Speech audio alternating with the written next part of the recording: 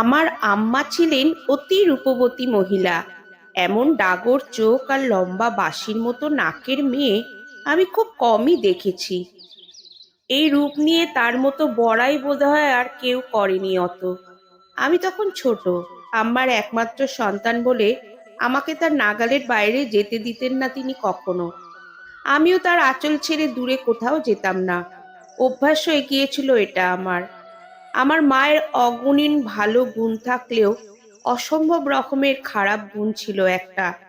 খারাপ গুণটা হলো তিনি কুৎসিত রূপের কাউকে পছন্দ করতেন না, কথাও বলতে চাইতেন না তাদের সাথে।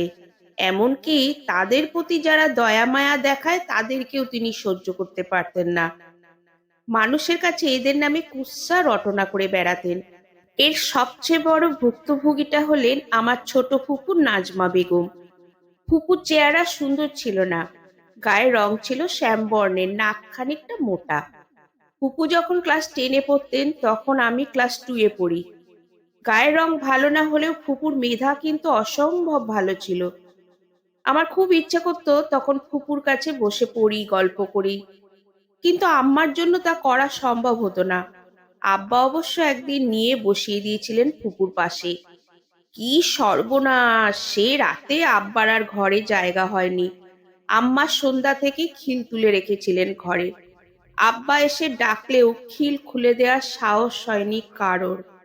সেই রাতে ফুপুকে ফুপিয়ে ফুপিয়ে কাঁদতে দেখেছি, কাঁদতে কাঁদতে তাকে বলতে শুনেছি, ও মা, মাগো, তুমি এমন বিচ্ছিরি মেয়ে জন্ম দিয়ে রেখে গেলে কেন? তুমি কি জানতে না এ জগতে কালোদের বড় অবহেলা? ও মা, মাগো, আমার না আর বেঁচে থাকতে ইচ্ছে করে না। আমার তোমার কাছে চলে যেতে মন চায়। সে রাতে আমিও কেঁদেছিলাম ফুপুর সাথে, কিন্তু তা ছিল নীরবে নিভৃতে, কারণ শব্দ করে আমার কাঁদার সাহস হয়নি। মনে খুব ভয় ছিল, আম্মা যদি আমাকেও ঘর থেকে বের করে দেয় আব্বার মতো। না, আম্মা আমায় ঘর থেকে বের করার হুমকি দেয়নি সে রাতে। হুমকি দিয়েছিল ফুপুকে। বলেছিল, এতই যদি মরার শখ হয় তবে মরছো না কেন এখনো? যাও, মরে যাও। দরজা খুলে দেবো নাকি? ভাইকে সাথে নিয়ে একসাথে মরবে। ফুপু সে রাতে আর কিছুই বলেনি, কাঁদেও নি আর। কাঁদলেও হয়তো বা চুপচাপ কেঁদেছিলেন, কারণ তার মরে যেতে তখন সত্যি সত্যি ইচ্ছে করতো না।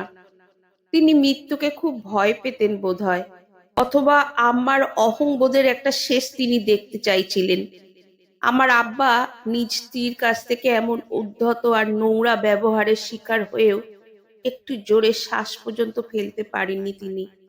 সবকিছুরই কোনো কারণ থাকে, এরও একটা কারণ ছিল নিশ্চিত। কারণটা যেটুকু আমি জানতাম তা হলো আম্মার প্রতি আব্বার দুর্বলতা। আম্মা নাকি ছিলেন ধনির দুলালি। তার সাথে প্রেম করেই গাঁট ছাট বাঁধা হয়েছিল তাদের বিয়ে। এতে অবশ্য আমার মহা প্রতাপশালী নানারও খানিকটা ইশারা ছিল। তিনি আব্বার কাছে নানান ওয়াদা দিয়ে তবেই নিজের কন্যা তুলে দিয়েছিলেন তার হাতে। এর মাঝে সবচেয়ে বড় ওয়াদাটা ছিল, আব্বা আম্মার সাথে কখনো দুর্ব্যবহার করতে পারবেন না, চোখের দিকে তাকিয়ে চোখ লাল করে কথা বলতে পারবেন না, ভুলেও ধমকাধমকি করতে পারবেন না। আব্বা এসবের কিছু করেননি কখনো তার সাথে, কিন্তু আব্বা নিজে বারবার তার দুর্ব্যবহারের শিকার হয়েছেন। আঘাতের পর আঘাত পেয়েছেন আম্মার কাছ থেকে।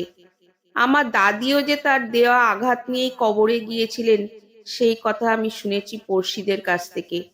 কিন্তু পড়শিরাও এমন ছিল যে আম্মার ভয়ে সব সময় তটস্থ হয়ে থাকতো। তারা এই কথা খুব ভালো করেই জেনে গিয়েছিল যে আমার নানার বাড়ির খুব যশ নাম আছে। আম্মার ভাইয়েরা এক একজন মস্ত বড় চাকুরে। মানুষ যে তাদের ভয় পায় এটা আমার মাকে আরো দাম্ভিক করে তোলে। আগে হয়তোবা তার হাঁটায় খুব একটা আওয়াজ হতো না, এখন আওয়াজ হয়, ধপ ধপ করে মাটি কাঁপে। আমিও বেড়ে উঠতে থাকি আমার দাম্ভিক মায়ের স্নেহের ছায়ায় এভাবেই। আর আমার ফুপু বেড়ে উঠল তার ভাবির দাম্ভিকতার খোঁচায় খোঁচায়, চরম আঘাতে আঘাতে।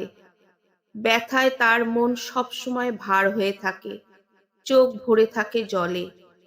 আম্মার দেয়া আঘাতে ফুপু ব্যথা পেলেও সে রাতের পর থেকে তিনি আর শব্দ করে কাঁদতেন না। আব্বাও ফুপুর পাশে আমায় বসিয়ে দেওয়ার মতো এমন দুঃসাহস করেননি আর কখনোই। তারপর একদিন হঠাৎ করেই বাড়িতে দুটো সুসংবাদ আসে। এক, আমার মা সন্তান সম্ভবা। দুই, আমার ফুপুর সরকারি প্রাইমারি স্কুলে চাকরি হয়েছে। আমার আব্বার তখন কি যে আনন্দ হলো, আনন্দে তিনি সেদিন ফুপুকে বুকের সাথে আগলে ধরে দরদর করে কেঁদে ফেলেছিলেন। খোদার কি খেয়াল, আমার শ্যামবর্ণের ফুপুর চাকরি পাওয়ার সপ্তাহ তিনেক পরেই কমলার মতো লাল টকটকে বরের সন্ধান পেয়ে যান তিনি। আব্বার মুখ থেকে এই কথা শুনে আম্মার সে কি অট্টহাসি। তিনি কিছুতেই বিশ্বাস করতে চান না আমার ফুপুর জন্য এমন কোনো ছেলে সজ্ঞানে বিয়ের সম্বন্ধ নিয়ে আসবে। কিন্তু চোখ তো আর সবার সমান না, সবার মনেই তো অহংবোধের বসবাস না এমন। আমার ফুপুর জন্য কিন্তু সেই ছেলেই আত্মীয় স্বজন নিয়ে আমাদের বাড়ি আসে, তারপর খুব দ্রুত বিয়ের দিন পাকা করে দেয়। আমার আব্বা বিয়েটা যদি না হয় এমন ভয়ে একবার পর্যন্ত জিজ্ঞেস করেননি ছেলের পেশা কি, পরিবার কেমন। আব্বার ইচ্ছে ছিল কোনোভাবে একটা সুন্দর ছেলের হাতে বোনকে তুলে দিতে পারলেই হলো, এই হবে আমার আম্মার গালে চপেটাঘাত করা। কিন্তু বিয়ে ঠিক হয়ে গেলেও আব্বা আর কি চপেটাঘাত করবেন, তাকে বরং আম্মায় করলো। এক রাতে আব্বাকে খোঁচা দিয়ে আর পর্দার ওপাশে ফুপুকে শুনিয়ে শুনিয়ে আম্মা বলল, দেখো আবার ছেলে চোর ছিনতাইকারী না হলেই হলো। আর এর আগে দু চারটে বিয়ে করেছে কিনা কে জানে, নয়তো এত সুন্দর ছেলে এখানে বিয়ে করতে আসবে কোন দুঃখে। আব্বা রাগ করে বলেছিলেন, কি যা তা বলছো তুমি, ভাবি হয়ে এমন কথা কেমনে বলতে পারলে তুমি, ও আমার বোন হলে তোমারও তো বোন। আব্বার কথাটা আমিও শুনেছিলাম টেবিলের ওপর বসে নিউটনের মহাকর্ষ বল পড়তে পড়তে। কিন্তু কি দুর্ভাগ্য আমার, সে রাতে মহাকর্ষ বল আর আমার শেখা হলো না। আমি রাতের এক তৃতীয়াংশ সময় অতিবাহিত করে যা শিখতে পারলাম তা হলো আমার আম্মার কথার বল। এই কথার বলে বোধহয় শেষের মতো আমার ফুপু আরেকটিবার কেঁদেছিলেনও। কিন্তু সে কান্না আবার সকালে হাসিতেও পরিণত হয়েছিল যখন ঘটকবাবু এসে বলেছিলেন পাত্র একটা সরকারি কলেজের লেকচারার।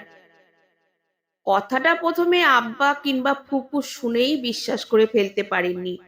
একে তো ছেলে দেখতে লাখে একজন, আর দ্বিতীয়ত সরকারি কলেজের লেকচারার।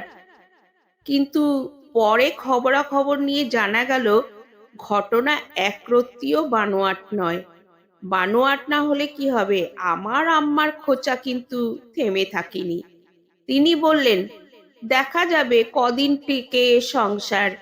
এটা তো আর পুতুল খেলা না যে আজ একটা কালো পুতুলের সাথে আমার সুন্দর পুতুলের বিয়ে দিয়ে দিলাম আর একটু পরে তা ঝগড়া করে ভেঙে দিব। আমার আম্মার অগাধ বিশ্বাস এই বিয়ে ভাঙবেই ভাঙবে। কিন্তু খোদা যদি কলমে আঁচড় দিয়ে লিখে থাকেন কালোর সাথেই কমলা রঙা ছেলের বিয়ে হবে, সংসার হবে, আর সেই সংসার সুখীও হবে, তাহলে মানুষের কি সাধ্য এই ঘর ভাঙার। ফুপুর বিয়ে কিন্তু সেবার হয়েই গেল, আর আমার আম্মা অপেক্ষা করতে লাগলেন কবে তাদের সংসার ভাঙবে। সংসার তাদের আর ভাঙলো না, কিন্তু ভাঙলো আমার আম্মার মন। আম্মা তো গর্ভবতী ছিল, তখন তার প্রচন্ড রকম বিশ্বাস ছিল আম্মার পেট থেকে আকাশের চাঁদের মতো কোনো চাঁদ বের হয়ে আসবে, ফর্সা ঠিক তার মতোই। কিন্তু ৯ মাস পর তার পেট থেকে যা বের হলো তা ছিল কৃষ্ণপক্ষের রাতের মতো কালো। আম্মার মেয়ে বাচ্চা হয়েছে তা আবার কালো, এই সংবাদ ফুপু পেয়েছিলেন আব্বার কাছে। কিন্তু তাদের তখন তারা স্বামী স্ত্রী দুজন কানাডায় যাবে, ফুপার বিদেশি এক বন্ধুর বিয়ের নিমন্ত্রণে। আম্মা শুনে যেন হাঁপ ছেড়ে বাঁচলেন। তার খুব ইচ্ছে হচ্ছিল আর কেউ না আসুক, এসে না দেখুক তার এমন কদর্য ফসল। ফুপু সেবার আসতেও পারলেন না, কানাডাতেই প্রথম টের পেলেন তার পেটে নবাগতের আগমন। দেশে ফেরার পর তার শাশুড়ি আর ঘর থেকে বের হতে দেননি তাকে, পাছে যদি কোনো দুর্ঘটনা ঘটে। ফুপুও তাদের কথার বৈরী হননি। আর কেনই বা তিনি তার শাশুড়িকে অমান্য করে বের হতে যাবেন? পরের মা যদি তার জন্য এক আকাশ ভালোবাসা নিয়ে বসে থাকে, তবে কেন তিনি সাত আকাশ মান্য করতে পারবেন না তাকে? এবার আমার মাধ্যমিক পরীক্ষাও হয়ে গেল। লম্বা ছুটি পড়ে আছে আমার। এই ছুটিতে তো কিছুতেই মামার বাড়ি যাব না আমি। কারণ এতদিনে আমি পরিণত হতে শিখে গেছি প্রতিবাদের কড়া কঠোর ভাষা। আম্মাকে বললাম ফুপুর বাড়ি যাব, কদিন ওখানে থেকে ফুপুকে সঙ্গে করে নিয়ে আসবো। আম্মা না বলতে চেয়েও কেন জানি না বলতে পারেননি। হয়তোবা তার অতি নিকটেই কদর্যতা আছে বলে দূরের কদর্যতার কাছে আমায় ছাড়তে তার বাধা ঠেকেনি। তারপর আমি ফুপুর বাড়ি গেলাম। গিয়ে তো আনন্দে আত্মহারা আমি। এ কি, ফুপুর মেয়ে তো একেবারে আকাশের চাঁদ। এমন চাঁদ দেখে কি আমার মা সহ্য করতে পারবে? এই চাপা উত্তেজনা মনে নিয়ে পরবর্তী পর্ব দেখার আশায় ফুপুকে সাথে করে নিয়ে একদিন বাড়িতে যাত্রা করলাম। আর তা ছিল আমার ফুপুর বাবার বাড়িতে প্রথম নায়র। গায়ের বাড়িতে এই নায়রকে ফিরতি নায়রও বলে। আমরা যখন বাড়িতে পৌঁছাই তখন বিকেল গড়িয়েছে কেবল। বিকালে তেজ আর উত্তাপহীন আলোয় আমার ফুপু যখন বারান্দায় পা রাখলেন, তখন তিনি দেখতে পেলেন আম্মার কোলে আমার কালো কিংবা শ্যামরঙা বোন তার মোটা ঠোঁট মেলে ট্যাও ট্যাও করে কাঁদছে। আর আমার ফুপুর মেয়েটা তখন তার আঁচলের নিচ থেকে সদ্য জন্ম নেয়া চাঁদের মতো মুখ তুলে তাকিয়েছে।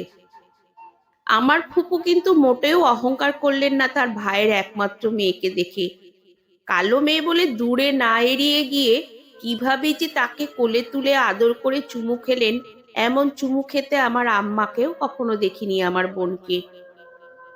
আমার ফুপু তো সুন্দরী মায়ের কালো মেয়েকে ঠিকই সহ্য করতে পারলেন, কিন্তু আমার মা কি সহ্য করতে পারলো কালো মায়ের এমন চাঁদ সুন্দর মেয়েকে? আমি আড়ালে দাঁড়িয়ে এই ভাবলাম ভাবলাম প্রতিটা অহংকারের পরিণাম বুঝি এই হয়। মহান সৃষ্টিকর্তা কখনোই কাউকে ছাড় দেন না। যার যা প্রাপ্য, যতটা প্রাপ্য, তাকে ঠিক ততটাই দিয়ে দেন।